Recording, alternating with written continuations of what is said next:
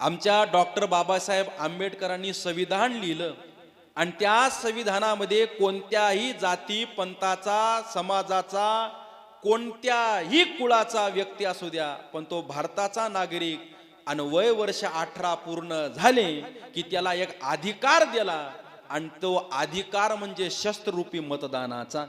ऐका, बरेचसे दान सांगितले जातात. कन्यादान, मुलगी नाही कन्यादान करू शकत नाही.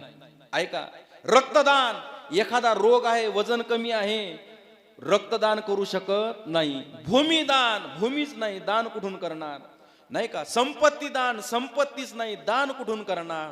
अनेक अनेक दान आहेत, प्रत्येक दान प्रत्येक जण करू शकत नाही. पण एक दान आहे, त्या दानाचं नाव आहे महाराज मतदान.